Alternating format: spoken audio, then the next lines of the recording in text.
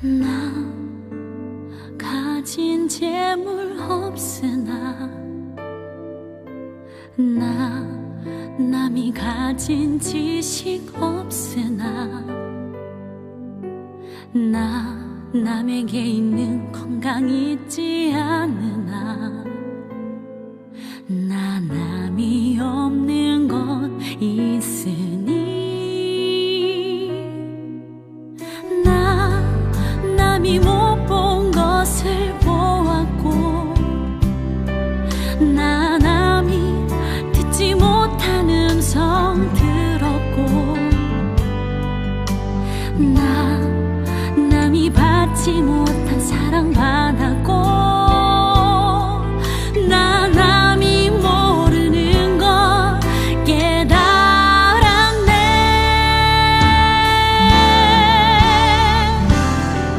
공평하신 하나님이 나 남이 가진 건 나 없지만 공평하신 하나님이 나 남이 없는 것 같게 하셨네.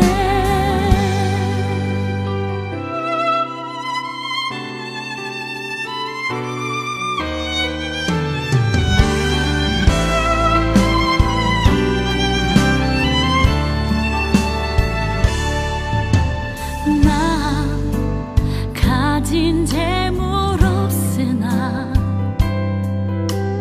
나 남이 가진 지식 없으나 나 남에게 있는 건강 있지 않으나 나 남이 없는 것 있으니 나 남이 못 본 것을 보았고 나 남이 듣지 못한 음성 들었고 나 남이 받지 못한 사랑 받았고 나 남이 모르는 것 깨달았네.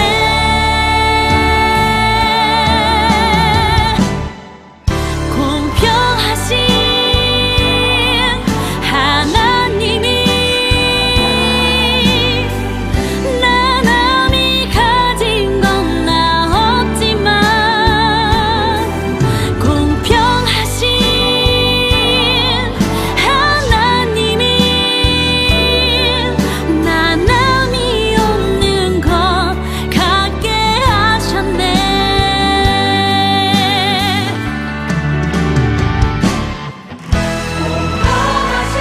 공평하신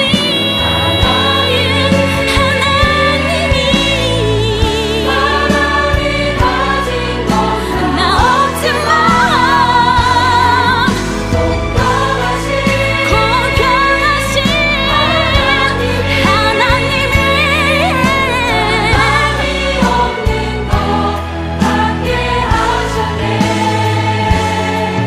나 남이 없는 것 같게 하셨네. 나 남이 없는 것 같게 하셨네.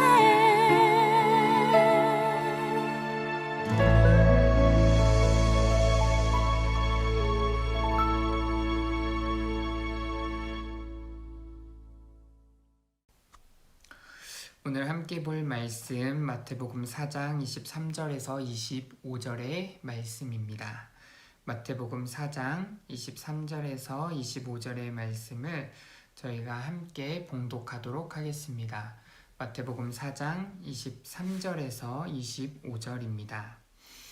예수께서 온 갈릴리에 두루 다니사 그들의 회당에서 가르치시며 천국 복음을 전파하시며 백성 중에 모든 병과 모든 약한 것을 고치시니 그의 소문이 온 수리아에 퍼진지라.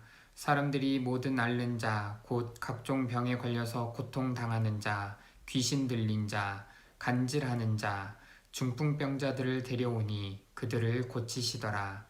갈릴리와 데가볼리와 예루살렘과 유대와 요단강 건너편에서 수많은 무리가 따르니라. 아멘.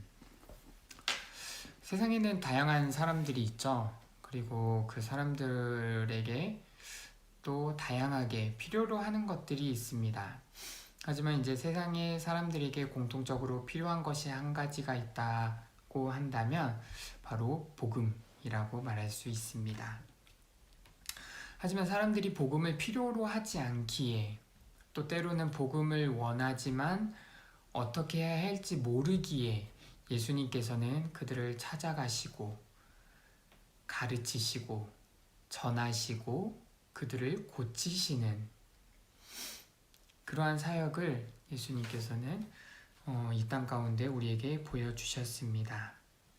오늘 저희가 함께 본 말씀 마태복음 4장 23절에서 25절의 말씀은 짧지만 앞으로 펼쳐질 그리고 예수님의 공생의 사역 전체로 봤을 때 예수님의 사역을 아주 잘 정리하고 있는 말씀이 되겠습니다. 그래서 저희는 오늘 23절에 나와 있는 이제 세 가지 핵심 키워드를 가지고 예수님의 사역에 대해서 함께 살펴볼 텐데요. 첫 번째로 저희가 살펴볼 것은 가르치다입니다. 23절에 예수께서 온 갈릴리에 두루 다니사 그들의 회당에서 가르치시며 라고 나와 있는데요.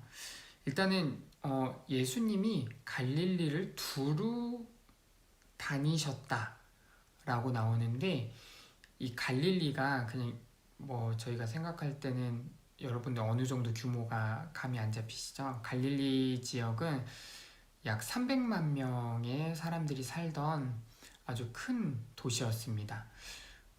요즘에도 한 10만 명만 살아도 시로 이렇게 책정이 되는데 300만 명이면 어느 정도인지 좀 감이 오시나요? 네. 근데 그곳을 어떻게 해요? 그냥 이제 걸어 다니시거나 또는 배를 타시거나 그렇게 하시면서 두루 다니시면서 예수님이 하신 사역 중에 한 가지가 뭐였냐면 바로 회당에 들어가서 가르치시는 사역이었습니다. 이 회당이라는 곳은 유대인들이 이제 나라가 망하고 바벨론에 의해서 나라가 망하고 그 포로로 잡혀갔을 때 어쨌든 이 사람들은 제사를 성전에서만 드렸던 사람들인데 이제 나라가 망했으니까 그 성전에 갈 수가 없잖아요. 그래서 어디서 이제 그 예배를 드렸었냐면 신앙을 지켰었냐면 그래서 만들어진 곳이 회당입니다. 그래서 이제 유대인들이 포로 시절 때 예루살렘 성전에서 예배 드릴 수가 없으니까 자신들의 신앙을 지키기 위해서 만든 곳이 바로 이 회당이라는 곳이죠. 여기서 기도도 하고 또 말씀 공부도 했다고 합니다. 그리고 이스라엘 땅에는 이런 회당이 굉장히 많았다고 해요. 예. 그래서 그 말은 뭐다? 그만큼 많은 유대인들이 이 회당에 모여서 함께 기도하며 말씀을 배웠다는 거죠.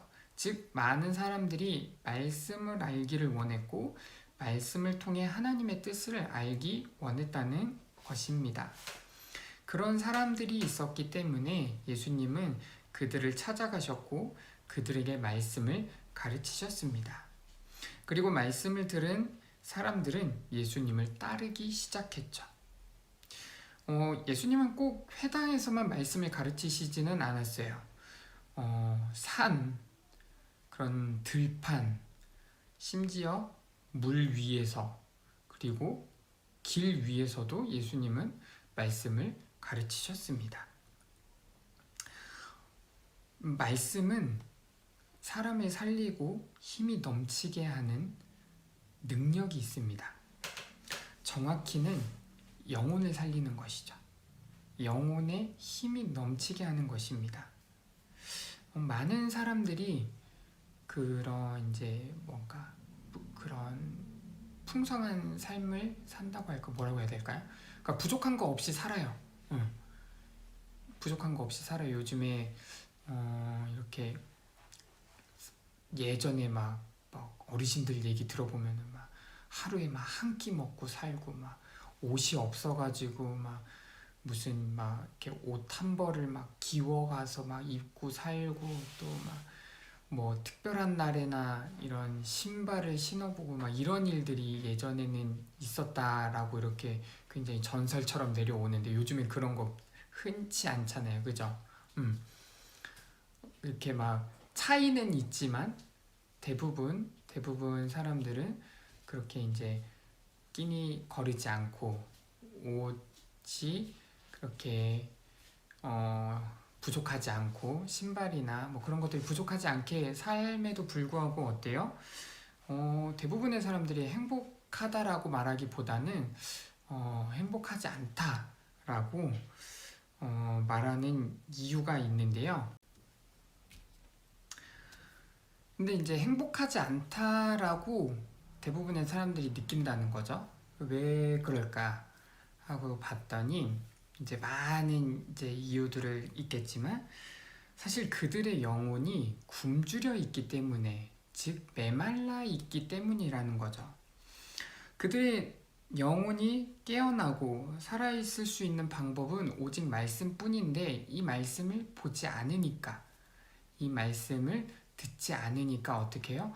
영혼에 힘이 없고 영혼이 죽어가니까 삶의 의욕도 없고 삶의 행복도 그만큼 떨어지게 된다는 것입니다. 사실 그들은 이제 말로써 하지는 않지만 어떻게 해요? 이 자신에게 뭔가 문제가 있다는 건 아는데 이걸 어떻게 해야 될지 모르지만 내적으로는 무의식적으로는 원하고 있다는 것이죠. 무엇을요? 누군가 자신들의 영혼을 깨워주고 되살려주기를 말이죠. 마치 회당에 모여있던 유대인들처럼요. 저는 우리가 말씀을 가까이 해야 하는 이유가 여기에 있다라고 생각해요. 우리가 즉 성경을 가까이 많이 보고 읽고 해야 되는 이유가, 많이 듣고 해야 되는 이유가 여기에 있다라고 생각합니다. 우리가 물론 예수님처럼 막 그들에게 이렇게 가르칠 수는 없어요. 왜냐면 예수님은 말씀 그 자체이신 분이니까. 예수님은 말씀 그 자체이신 분이니까 우리가 예수님처럼 가르칠 수는 없지만 예수님의 말씀을 전할 수는 있죠. 예수님의 말씀을 전할 수는 있다는 것입니다. 내 가족이나 친구가 뭔가 풀리지 않는 그런 문제들, 뭔가 삶에 계속되는 그런 문제들로 인해서 힘들고 어려울 때 사실 그게 삶의 문제라기보다는 그들의 영혼의 문제일 수 있거든요. 하지만 그들은 인지하지 못하고 있을 수도 있고 인지하고 있지만 이것을 어떻게 해야 될지 몰라서 당황하고 힘들어하고 있을 수도 있습니다. 그럴 때 우리는 말씀을 통해서 그들을 위로하고 격려하고 세워줄 수가 있어요. 그런데 내가 말씀을 잘 몰라. 내가 말씀의 깊이가 없어요. 그럴 때 이 말씀을 전하게 되면 이 말씀으로 뭔가 위로의 말씀이라고 이렇게 생각해서 하거나 또는 그 말씀대로 행동을 하면은 오히려 그게 상대방에게 상처가 될 수 있습니다. 오히려 나를 정죄하는 것처럼 느낄 수 있고요. 왜요? 말씀을 잘 모르기 때문이죠. 말씀의 깊이가 없기 때문이죠. 물론 우리가 말씀을 가르치는 것은 아니지만 말씀을 통해서 누군가를 위로하고 누군가를 도와줄 수 있고 또 그 말씀대로 행동을 해서 그를 이제 도울 수도 있지만 이 말씀을 내가 잘 모르면 어떻게 해요? 그런 것들이 이루어지지 않을 수 있다는 거죠. 오히려 상처를 줄 수 있다는 거죠. 그렇기 때문에 저는 우리가 말씀을 가까이 해서 그 말씀으로 위로하고 또 그 말씀을 나눌 수 있는 그리스도인들이 되기를 바랍니다. 그래서 예수님이 그렇게 가르치시는 사역을 하셨던 것처럼 우리도 예수님을 따르는 제자들로서 그 말씀을 잘 전하고 또 잘 가르칠 수 있는, 또 잘 알려줄 수 있는 그런 사람들이 되기를 소원합니다. 그렇게 예수님은 이 가르치시는 사역을 늘 하셨다는 거 잊지 않으시기를 바랍니다. 두 번째로 살펴볼 것은 뭐냐면요, 전파하셨다는 거예요. 전파하시다입니다. 23절에 보면 예수님께서 회당에 다니시며 가르치시는 사역도 했지만 그와 동시에 또 하셨던 게 뭐냐면 천국 복음, 즉 하나님의 나라를 전파하시는 그 기쁜 소식을 전하는 사역도 함께 하셨다는 것입니다. 사실 이 가르치시는 사역은 그래도 어느 정도 깨어있는 사람들, 그래도 좀 말씀에 대해서 알고 하나님에 대해서 좀 알고 그런 갈급한 목마름이 있는 사람들에게 가능하지만, 사실 대부분의 사람들은 아까 제가 초기에 처음에 말했던 것처럼 필요로 하지 않아요. 복음을 필요로 하지 않습니다. 그래서 어떻게 해요? 그들에게 전파하는 사역이 사실 더 대부분 사람에게 필요한 부분들인 거죠. 오늘날 회당 같은, 즉 교회에 모여서 하나님의 말씀을 공부하고 기도하는데 힘쓰는 사람들은 많지 않으니까요. 대부분의 사람들은 교회 밖에 있죠. 물론 그들에게도 말씀이 필요합니다. 가르침도 필요하지만 그들이 이해하고 따르기에는 좀 생소하고 낯설게 느껴질 수 있어요. 뭐가요? 이 말씀이라는 것이요. 나는 말씀을 잘 알아서 잘 말해주고 싶은데 사실 이 말씀이라는 게 뭐 한두 마디로 이렇게 전하고 또 가르칠 수 있는 그런 것들이 아니잖아요. 그래서 예수님이, 그리고 예수님의 제자들이 주로 이제 하셨던 사역이 뭐냐면 전파하는 것이었어요. 뭘 전파해요? 복음을 전하는 것이었죠. 외치는 사역이었습니다. 회개하라, 천국이 가까이 왔느니라. 이게 왜 회개하라, 천국이 가까이 왔느니라. 이게 사실 우리한테는 우리한테는 크게 와닿지는 않을 거예요. 우리나라의 이제 정서나 문화상 천국이라는 것은 우리에게 그렇게 중요한 관심사는 아니었었으니까요. 하지만 유대인들에게는 다릅니다. 그들에게 최고의 관심사 중에 하나는 뭐냐면 하나님 나라에 들어가는 것, 즉 천국에 들어가는 것이었어요. 그리고 이것은 유대인들 뿐만 아니라 그 유대인과 같이 어울려 사는, 그 주변에 같이 사는 이방인들에게도 굉장히 중요한 관심사 중에 하나였습니다. 왜냐하면 천국은 유대인들만 갈 수 있는 곳이다 라는 게 그 당시 학계의 정설이었거든요. 어쨌든 사람들은 이 천국에 대한 갈망은 있었지만 어떻게 해요? 그곳을 가기는 사실 쉽지 않았어요. 왜냐면 율법이라는 걸 지켜야 됐거든요. 근데 이 율법이라는 게 율법대로 해야 되는 것도 많았지만 사실 율법에 정해진 하지 말아야 되는 것들이 굉장히 많았어요. 뭐 예를 들자면 뭐 안식일날 뭐 몇 킬로 이상 가면은 안 되고, 뭐 일을 하면 안 되고, 밥도 그날 해먹으면 안 돼요. 불도 지피면 안 돼요. 그래서 그 전날에 해놨던 막 차갑고 딱딱한 음식을 막 먹었을 막 이런 것들, 이런 것들 뿐만 아니라 또 막 뭐가 되게 막 굉장히 많아요. 그게 약 600가지가 넘습니다. 그런 걸 다 지켜야만 어떻게 해요? 천국에 갈 수 있다는 거예요. 그런 사람이 몇이나 되겠습니까, 여러분? 도저히 사람의 힘으로 할 수 없을 만큼 들어가기 어려운 곳이 천국이었는데, 어느 날 갑자기 예수란 자가 나타나서 굉장히 심플하게 정리를 해주는 거죠. 뭐라고요? 누구든지 회개만 하면 천국에 갈 수 있다. 굉장히 획기적이지 않습니까, 여러분? 그래서 이거를 복음이라고 하는 이유가 뭐냐면 기쁜 소식. 그들에겐 굉장히 기쁜 소식이잖아요. 그죠? 그 막 힘들고 어려운 거 다 안 하고 회개만 하면 되니까, 믿기만 하면 되니까 너무 쉽잖아요. 너무 획기적이잖아요. 그러니까 복음인 거예요. 이게 기쁜 소식인 거예요. 그렇게 쉬운데 어떻게 해요? 하나님 나라에 들어갈 수 있어요. 구원받을 수 있어요. 영생을 얻는 거예요. 믿기만 하면. 그래서 복음이라는 것입니다.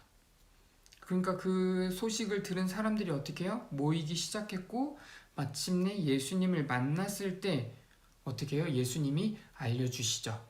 하나님의 나라에 대해서. 많은 사람들이요, 예수님의 말씀을 듣고 중요한 게 뭐냐면 이 소망이 생겼어요.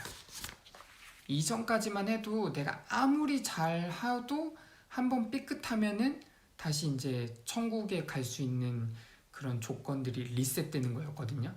하지 말아야 될 거 한번 못해서, 해야 될 거 한번 못해서 다시 리셋되고, 그럼 또 막 다시 하고 또 리셋되고 막 이런, 그러니까 너무 막 그런, 심지어 이방인들은 그런 기회조차도 없고, 그런데 그들에게 소망이 생긴 거예요. 누구든지 회개하고 믿기만 하면, 예수님을 믿기만 하면 천국에 들어갈 수 있는, 하나님 나라에 들어갈 수 있는 소망이 생긴 것입니다. 굉장한 일이죠. 이런 천국 소망을, 이런 기쁨을 전파하는 것이 바로 예수님의 중요한 사역 중에 하나였다는 것입니다. 또한 이 전파 사역이 굉장히 좀 대중적이고 일반적이고 또 많은 사람들에게 필요한 사역 중에 하나이기도 합니다. 하지만 안타깝게도 오늘날 이 전파 사역은 그 힘을 많이 잃었어요. 그러니까 예전에 비하면. 왜냐면 내가 만난 예수님, 또 내가 갖고 있는 천국의 소망을 전하는 것이 아닌 부분들이 있기 때문이죠. 뭐 예를 들자면 교회에서 야, 막 이제 성경에 나왔으니까 우리 나가서 막 전도해야 돼 하는데 나는 아직 내가 예수님을 잘 믿는지도 모르는데 내 안에 그런 구원에 대한 확신이 있나? 막 이렇게 갸우뚱하는데도 막 나가서 무작정 이렇게 막 전도하고 막 이러다 보니까 어떻게 해요? 나도 확신이 없는 상태에서 말을 하면은 이게 굉장히 불안해져요. 듣는 사람으로 하여금 또 굉장히 불안해집니다. 굉장히 이제 그런 사례들도 있고, 또 이제 여러 가지 이유로 인해서, 물론 그렇다고 해서 힘이 잃었다 뿐이지 복음에 힘이 없는 것은 아닙니다. 복음에는 능력이 있어요. 복음은 분명히 사람을 변화시키고 세상을 변화시키는 능력이 있습니다. 다만 그것을 전하는 내 안에 그 복음의 능력을 내가 경험했는가, 체험했는가, 그것이 중요하다는 것이죠. 그리고요, 사람들은 사실 이런 우리가 막 가서 복음을 전하고 막 이렇게 복음대로 살기 위해서 노력을 하는 거에 대해서 별로 관심 없는 것처럼 보이잖아요. 근데 그렇지 않아요. 사실 굉장히 많은 관심을 가지고 있습니다. 티를 안 낼 뿐이에요. 그래서 뭐 교회에서 좋은 일 하면은 뭐라고 막 이렇게 하지는 않지만, 교회에서 조금 뭐 안 좋은 일이 있으면 어떻게 해요? 막 득달같이 일어나죠. 특별히 이번 코로나19를 통해서 또 그런 이제 좀 교회에서 뭔가 실수 아닌 실수들, 그런 좀 그런 모습들이 있었을 때도 어떻게 해요? 사람들이 굉장히 거기에 많은 관심을 보이는 거. 사실 그 관심이 없으면은 그런 뭐 악플이나 욕하는 사람들도 사실 없거든요. 그렇잖아요. 내가 관심 없는 사람한테 굳이 그런 일들을 하지 않잖아요.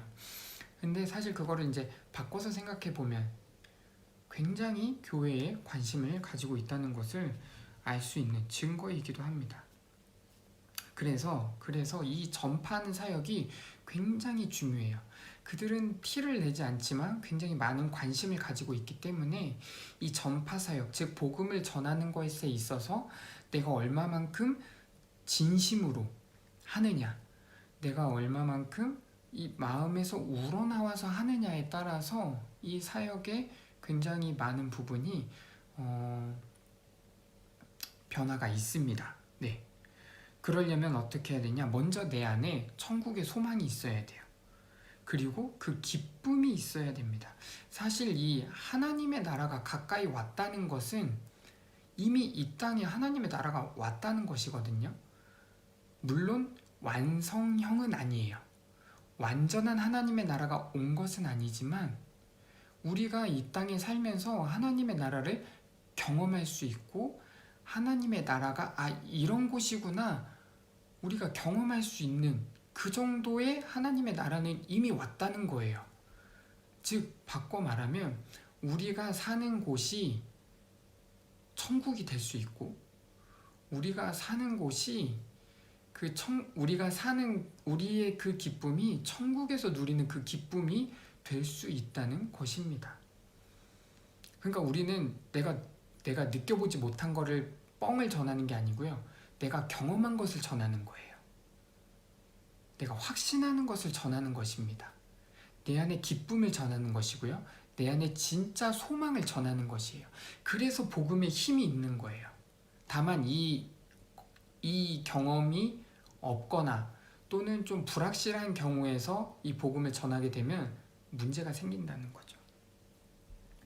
예수님이요, 힘들게 고난을 당하시고 또 십자가를 지시고 거기서 죽으실 수 있었던 이유도 뭐냐면 이 천국에 소망이 있었기 때문입니다. 왜냐면 예수님 부활하셨잖아요. 이게 굉장히 중요한 게 뭐냐면 여러분요, 우리가 사는 게 좀 힘들 수 있어요.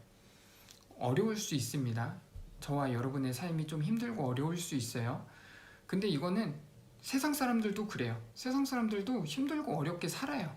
근데 우리랑 저들이랑 다른 게 뭐예요? 저들은 소망이 없어요. 왜냐면 이 힘든 게 언제 끝나는지도 모르고 어떻게 끝날지도 모르고 이 다음에 뭐가 있는지도 모른단 말이죠. 근데 우리랑 뭐가 다르냐면 우리는 이 다음에 뭐가 있는지를 알아요. 그게 뭐냐면 부활, 되살아난다는 거죠. 이 땅에서 정말 힘들고 어렵게 살아도 우리가 죽고 나서 그걸로 끝나는 게 아니라, 그러면 되게 억울한데 그럼 되게 짜증날 텐데 그게 끝이 아니라는 거죠. 그 이후의 삶, 영원의 삶이 있고 우리는 그것을 부활을 통해서 그 영원의 삶을 살아갈 수가 있습니다. 근데 이 영원의 삶을 어디서 사느냐? 천국에서 사느냐? 지옥에서 사느냐? 굉장히 중요하겠죠, 여러분. 굉장히 중요한 거예요. 물론 우리는 천국에서 살아요. 그죠? 거기에 대한 확신이 있잖아요. 우리가 예수님을 믿고 그로 인해서 구원받았다는.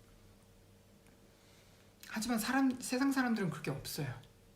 그러니까 저들은 항상 불안하고 초조한 거죠. 예수님은 이 천국의 소망이 있으셨기 때문에 그 모든 고난과 역경도 감안하시고 인정하시고 받으셨던 거예요. 왜? 부활할 거니까. 왜? 천국에 들어갈 거니까. 그 소망이 있으니까. 그리고 그것을 어떻게 해요? 직접 보여주셨죠.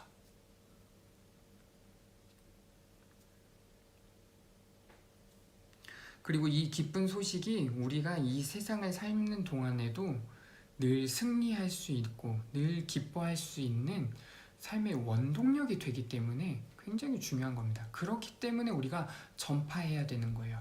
누구한테요? 그것을 모르는 사람들한테, 그것을 필요로 하는 사람들한테. 굳이 말하고 있지는 않지만 내심 바라고 있는, 심지어 모를 수도 있어요. 내가 그런 걸 원하는지 원치 않는지. 아니요. 근데 사람이 만들어지기를 하나님의 형상을 따라 만들어졌기 때문에 이 복음은 모두에게 필요한 것입니다. 즉 천국의 소망이 내 안에, 내 현재의 삶에도 적용이 된다는 것이죠. 바라기는 우리 모두 이 천국의 소망을 굳게 믿고 날마다 삶에 누리면서 전심으로 전파하는, 꼭 말로 하지 않아도 돼요. 왜냐하면 이것을 누리며 사는 사람은 말하지 않아도 삶에서, 그 몸에서 그 풍기는 아우라가 있거든요. 포스가 있거든요. 그렇게 살아가시는 주의 자녀들이 되기를 간절히 소원합니다. 세 번째로 살펴볼 것은 뭐냐면요, 고치시다입니다. 예수님의 사역이 우리가 이제껏 가르치는 사역, 그리고 전파하는 사역에 대해서 이제 알아봤지만, 사실 많은 사람들이 기억하고 많은 사람들이 예수님 사역하면 떠오르는 게 바로 이 고치는 사역입니다. 특별히 뭐 병든 사람들, 귀신 들린 사람들, 그쵸?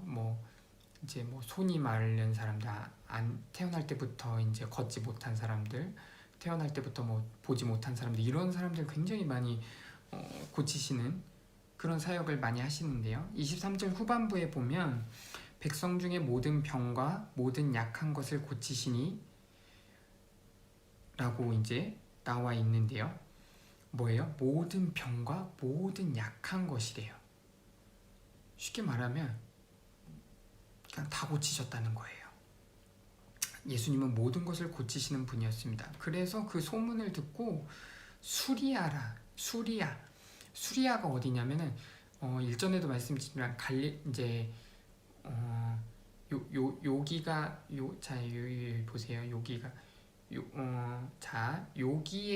여기가 이제 예루살렘이잖아요. 그럼 갈릴리는 한 이쯤에 있어요. 북쪽으로. 굉장히 여기는 굉장히 가까워 보이지만 사실 굉장히 멉니다. 자, 수리아는 어디 있냐? 여기서 더 가는 거예요. 한 요만큼쯤에 있어요.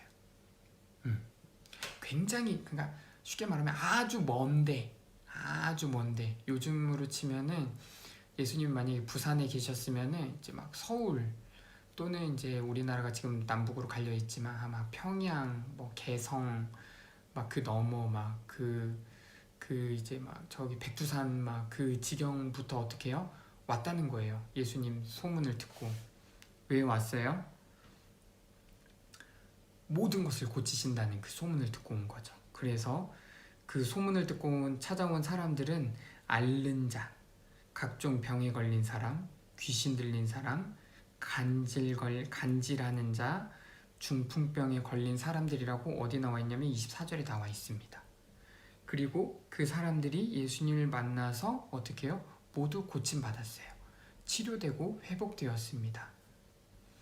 그들 중에서는 돌아가는 사람들도 있었지만 대다수의 많은 사람들은 예수님을 따르기 시작했습니다.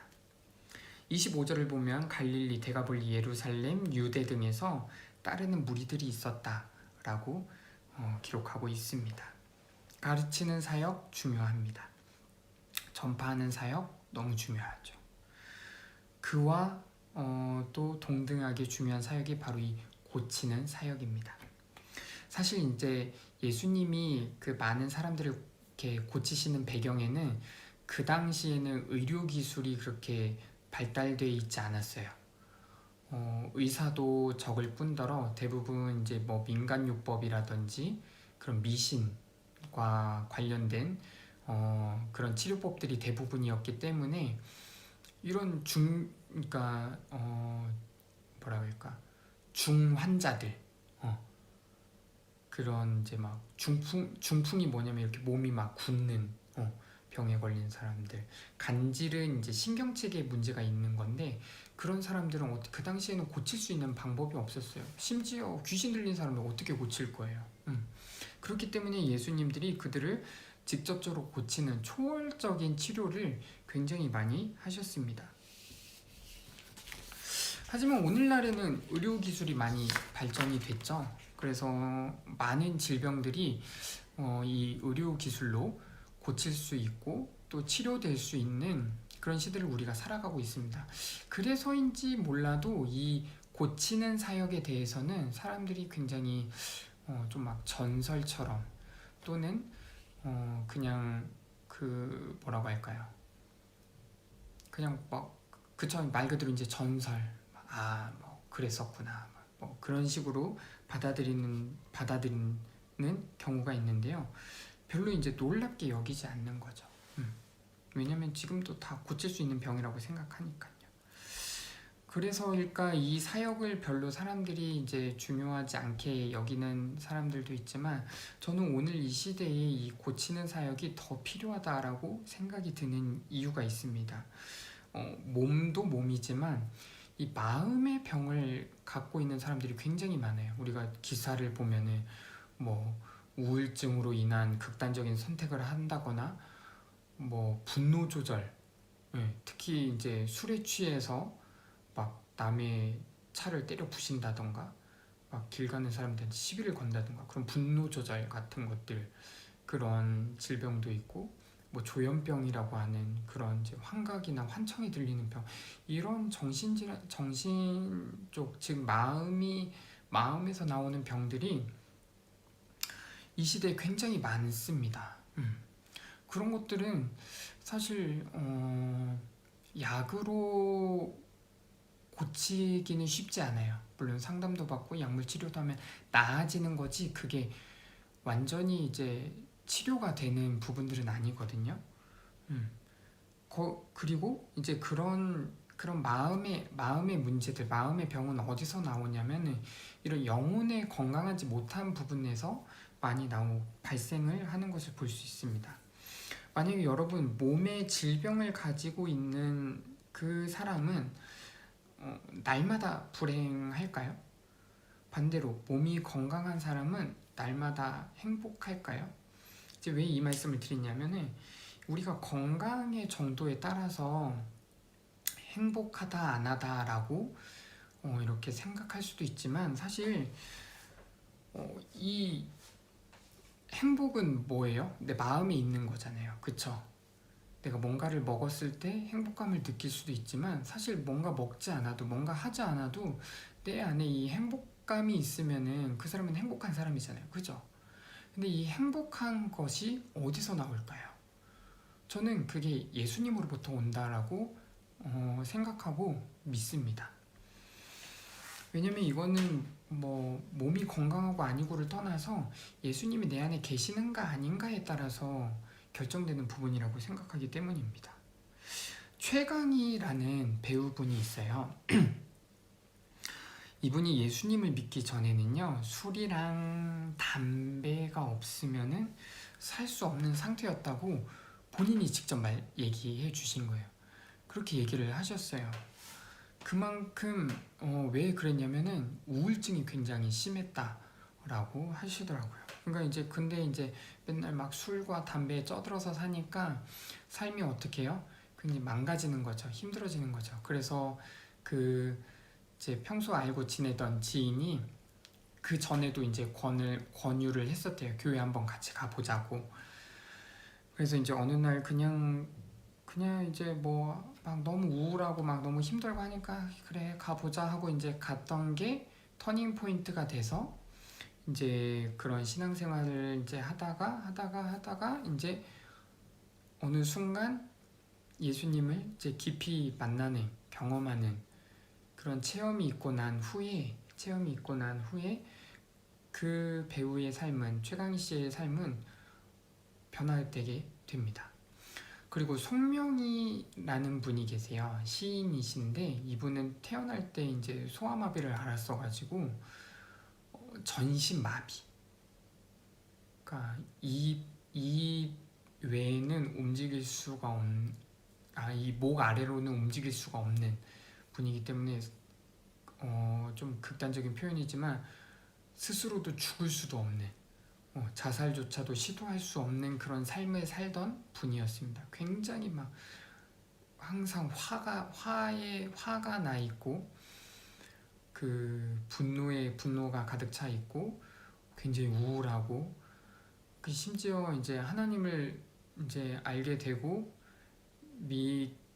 됐음에도 불구하고 하나님을 믿기보다는 하나님을 원망하고 저주하는 그런 정도로 굉장히 이제 정신적으로 또 영적으로도 굉장히 많이 이제 다운돼 있는 분이었었는데 그분이 어느 날 이제 깨달은 거예요. 하나님이 그냥 이 송명희 시인 그 자체를 그 있는 모습 그대로를 사랑하신다는 것을 깨닫고 이제 그 사랑을 깊이 깨닫고 난 다음에 그분의 삶은 전혀 다르게 변화가 됩니다. 최강희 씨는 자신처럼 힘들고 어려운 가운데 있는 사람들 또는 그런 공동체를 찾아다니면서 간증도 하시고 그들을 돕는 일을 하시면서 그들을 위로하고 또 그들을 이제 좀 뭐랄까 힘을 북돋아주는 그런 일들을 하는 분으로 이제 변화가 되었고 송명희 시인은 자신이 무엇을 할 수 있을까 하나님을 위해서 무엇을 할 수 있을까 하다가 이제 시를 쓰시게 돼요.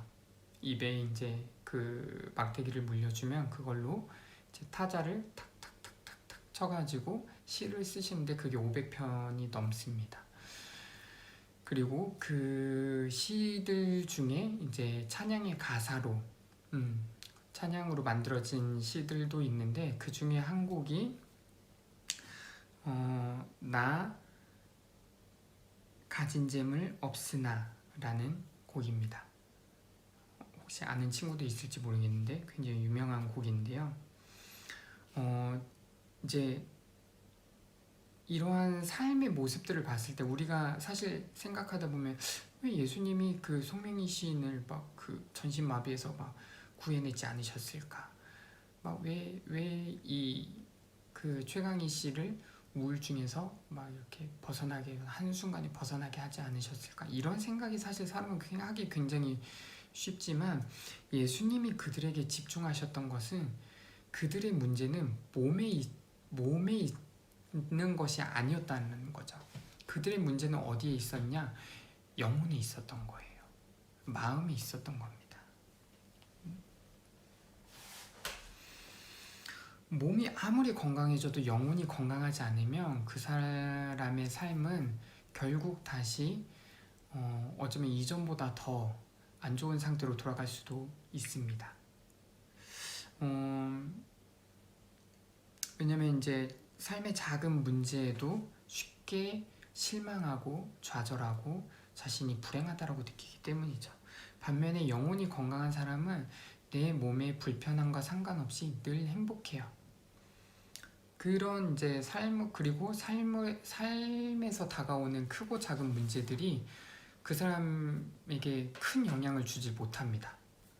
오히려 그것들에게 감사하고 그 모든 것들을 통해서 하나님에게 영광을 돌리게 되죠. 많은 사람들이 예수님을 찾아왔습니다. 그리고 고침을 받았어요. 고침을 받았고 이제 그러면은 막 그 전까지만 해도 내가 막 예수님한테 막 무슨 뭐 별의별 말을 다 했겠죠. 막 예수님 막 고쳐주시기만 하면 제가 예수님을 위해서 무엇이든지 다 하겠습니다 라고 하지만 사실 그렇게 해서 고침 받고서는 정말 예수님을 위해서 무엇이든 다 했던 사람이 과연 몇이나 됐을까요? 성경에 보면은 이제 예수님이 10명의 그 나병 환자들, 몸이 썩어가는 환자들을 고쳐주시는 사건이 나오는데요. 이제 예수님이 그들을 보내시면서 이제 제사장에게 가서 이제 확인받고 다시 와라고 하지만 그들 중에 돌아온 사람은 딱 한 명뿐이었어요. 예수님은요, 단순히 아픔을 고쳐주시고 귀신을 내쫓아주시는 그 사역을 하시기 위해서 오신 분이 아니었어요. 예수님이 더 관심 가지신 건 뭐였냐면 그 사람의 영혼이었습니다.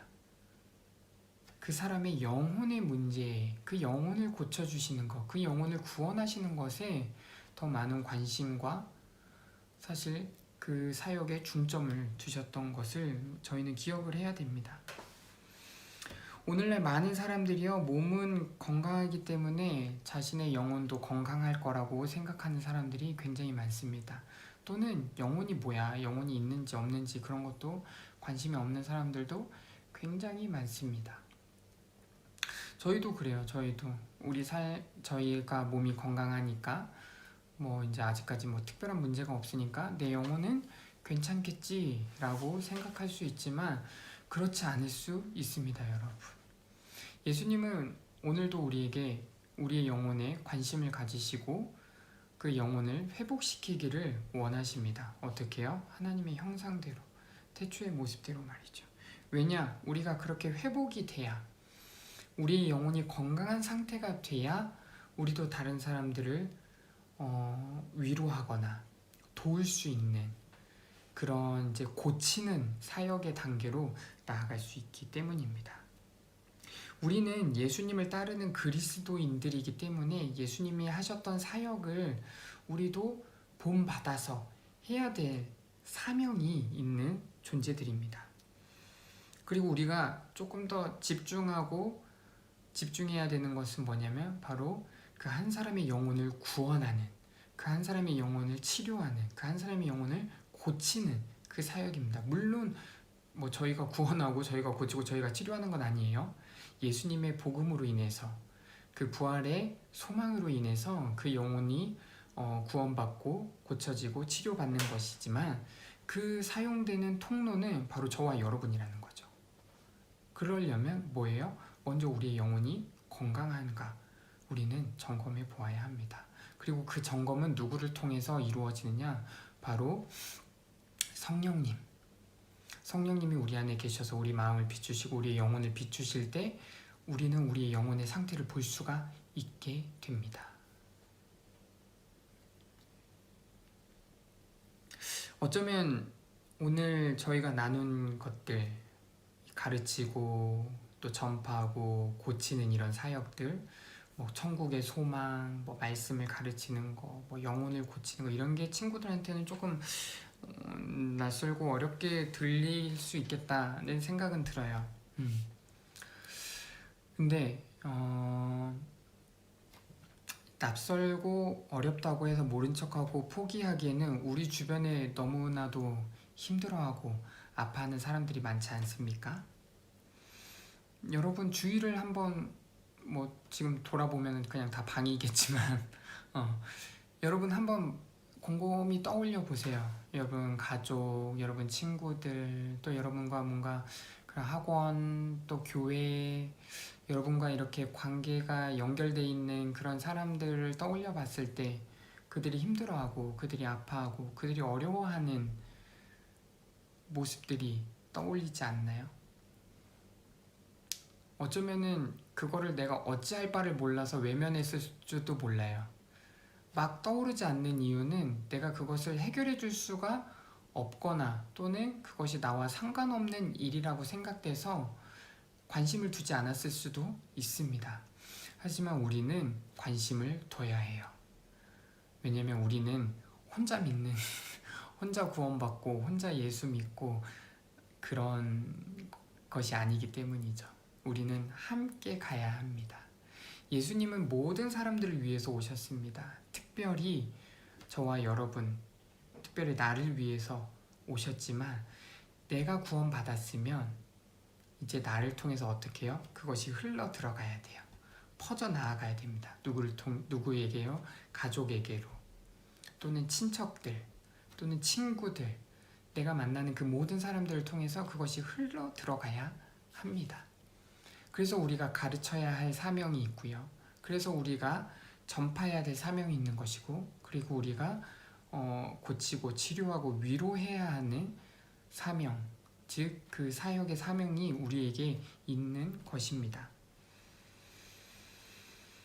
이전에는 여러분들이 그걸 할 수가 없었을 거예요. 내가 그걸 어떻게 해? 나도 나를 잘 못하는데, 나도 나를 잘 컨트롤 못하고 나를 잘 케어 못하는데 내가 다른 누구를 도와? 라고 생각했을 거예요. 그것도 어느 정도는 맞습니다. 근데 이제는 다릅니다. 우리가 계속 말씀을 배우고 말씀을 듣고 배우고 말씀을 나누면서 우리는 조금씩 성장해요. 우리는 조금씩 나아지고 있습니다. 우리는 조금씩 훈련되고 있어요. 여러분들의 삶에서 말씀을 가까이 하고 여러분들의 삶에서 기도하는데 힘쓰고 여러분들이 그것들을 통해서 얻어지는 것, 깨달아지는 것들을 전하기로 결단한다면 여러분들은 이제 그들을 그냥 모른 척하는, 그들을 외면하는, 떠나는 사람이 아니라 그들을 위로하고 그들을 도울 수 있는 사람이, 즉 그들을 위로할 수 있는 하나님의 자녀들이 된 것이기 때문입니다. 물론 지금 당장 할 수 있는 것보다 할 수 없는 것들이 더 많아 보이겠지만 예수님과 함께 한다면 우리에게 불가능은 없습니다. 그렇기 때문에 우리는 오직 단 하나, 날마다 성령님의 인도하심을 구하고요. 즉 성령 충만함을 구하고요. 날마다 주시는 말씀을 통해서 오늘 내가 해야 할 일이 무엇인지 깨닫고 기도하며 그 선한 일들을 이루어 가시기를 바랍니다. 그렇게 내 영혼이 주님 안에서 안전하고 평안한 가운데 주의 말씀을 배우고 익혀서요. 필요한 이들에게 그것을 전하시고요.